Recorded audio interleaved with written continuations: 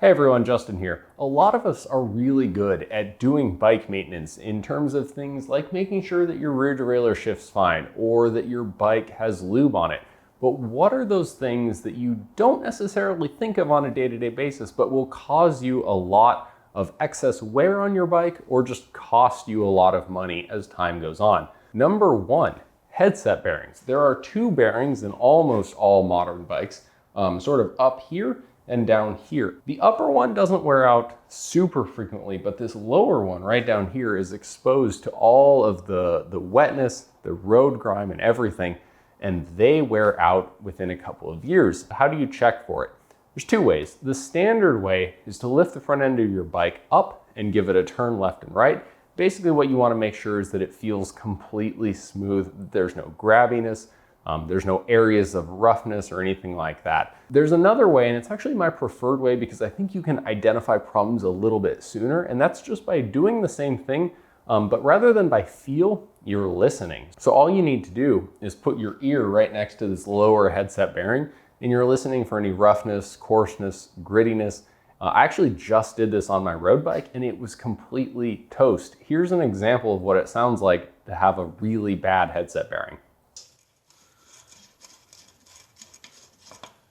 Not great. I'm pretty comfortable mechanically, so I ended up pulling the fork out of the bike and replacing the bearing myself. Here's what that bearing looked like on the inside. As you can tell, completely rusted, dry, and terrible. The second thing, while we're talking about headset bearings, is make sure that your headset bearing is properly tightened. It means that there shouldn't be any play in this system. So the way that you check for that is you grab the front brake of your bike and using your other hand, basically feel for any play right here and just rock the bike back and forth. And if your headset bearings are loose, you're gonna feel movement in between the frame and the fork. You don't wanna feel that. Number two, how to check for a worn chain. This is a really important one because chains are a consumable item that wear out. And if you replace them on time, they're not super expensive. But if you let it go too long, then not only do you have to replace the chain, you also have to replace the rear cassette and possibly even the front chain rings as well. There's two ways to check the length of a chain, is by using a tape measure and just measuring 12 inches from the center of one pin to the center of the pin that's 12 inches away. If you're exactly at 12 inches, that's totally fine. If you're at 12 inches and about 1/16, you want to consider replacing your chain sometime soon. If you're at 12 inches and 1/8 of an inch, that chain is stretched more than 1%. It's definitely time to replace that chain. The other option that I just got into myself is they actually sell these chain checker tools, and all it is that it's a length of aluminum and it drops in between the links. And if this next piece here can drop in to in between the chain links, then that chain is worn out. All right, number three, continuing the drivetrain theme, I have three things for you to check on here. Rear derailleur pulleys, chainring teeth, and bottom bracket bearings. All of these things, it's possible to check with the chain still on, but if you have a chain with a quick link or you can just remove your chain using one of these tools, it's easier to do with the chain off. So working our way forward, everybody always remembers to adjust the rear derailleur, but nobody ever checks the pulleys. They wear out. They're a moving component on your bike. So it's really easy to check these, and if you have the chain on, you can do it. You just need to pull the chain out of the way. Two things to look for here. One, a visual inspection to make sure there aren't any cracks. It happens. It's happened to my road bike just recently. And secondly, to make sure that the bearings are smooth, just like on the headset. So move the chain out of the way, give them a spin, make sure they're smooth, they're not gritty. If you need to replace them, as I did, you can buy replacement kits for 10 or 15 bucks. So the next thing you want to check is wear on your chain rings, especially if you've let your chain go super long. That causes additional accelerated wear onto the chain rings. And conversely, if your chain rings are super worn out, that causes additional wear onto your chain and to your rear cassette as well. So all of these things work in conjunction. But basically for the chain ring teeth, it's just a visual inspection to make sure that the teeth profiles still look good. Essentially what you're looking for is anything that resembles a shark's fin is a sign of a really worn out chain ring. It's worth noting that chain ring teeth have multiple shape profiles on them. So if some of your teeth have sort of flat tops and some of them have kind of a curve, that doesn't necessarily mean that the ring itself is worn out, but anything that comes to a very sharp point is not a good sign. And then number three, the bottom bracket bearings. We're looking for grittiness, coarseness in the bottom bracket. If you have your chain on, what I've found that's easiest is if you have a friend hold the rear end of your bike up so you can turn the cranks forward, you can listen for that grittiness without having the clicking of the free hub. Number 4, we're stealing from our mountain bike friends, and that is bolt and cable checks. Mountain bikers are just so much better at bolt checks because they have, suspension pivots and things that are moving on their bikes, so they need to do these checks more often.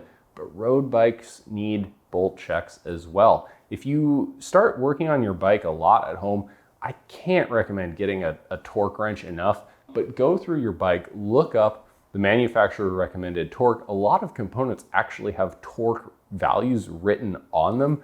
I highly recommend retorquing your bike every few weeks to every few months. Almost always I find a bolt that's gotten a little bit loose. You can apply a thread locker if it's a critical component, if you feel comfortable doing that, but at the very least, check your bolts. So next off, what to look for on cables. Obviously you wanna look for fraying or any breakages, just do a visual inspection. But the second thing I wanna say is, if it's just been a couple of years or a few years since you've replaced your cables, your shifting performance in particular, for those of you on mechanical, gets worse. Even if things aren't broken, your performance gets worse over time. They go a long way into keeping your shifting performance light and quick, and it really makes a difference. All right, so next up, brake pad wear and alignment. It's the alignment thing that seems to get a lot of people. Disc brake users, you're gonna need to pull your pads to check for wear on those, but your alignment should probably be fine. Rim brake users, all pads have wear indicators actually on the pads themselves. You can pull the pads out of the holder without moving the holder, which is super convenient. Make sure that the wear indicators haven't been exceeded. If they have been, replace the pads. Pads are cheaper than your face. While you've got the pads out, also look for any little ingrained pieces of metal. Use a metal pick to sort of pluck those pieces out while you're at it, and then just pop the pads back in. There's sort of 2 elements to alignment here. One, make sure that the pad is centered on the rim, on the braking surface, both in terms of how it's aligned up with the braking surface, as well as to make sure that it's not rubbing the tire. But then the second thing that a lot of people sort of forget is alignment in terms of the caliper itself being centered over the wheel. This is a really big one. Actually, it's even more important on bikes like this IA, where the rear brake is down by the bottom bracket. And what you want to do is just give your brakes a squeeze and make sure that when you squeeze the pad, the wheel shouldn't move side to side. The reason it's even more of a big deal on a bike like this is the rear brake is right around there, which means if the wheel's getting pushed over, that's actually kind of turning the wheel. It's very small, but if you're at very high speed, that can cause instability. Some bikes, you just need to physically turn the brakes and recenter them over the wheels. Some bikes, they use a little Allen key to adjust the brakes. But your wheel should not turn when you grab your brakes. All right, and then number 6, a really quick one. For those of you who are running tubeless, if your bike has sat in the garage for the last 6 months and your sealant is totally dry, give that a refresh before getting out on the road. So that's it. 6 easy to forget bike maintenance things that are totally worth your time to actually check before you get out on the road or before these things wear out. If you have any questions about them, let me know. If you want to join me for a TrainerRoad group workout, they are Sundays at 11 a.m. There's a link in the description below.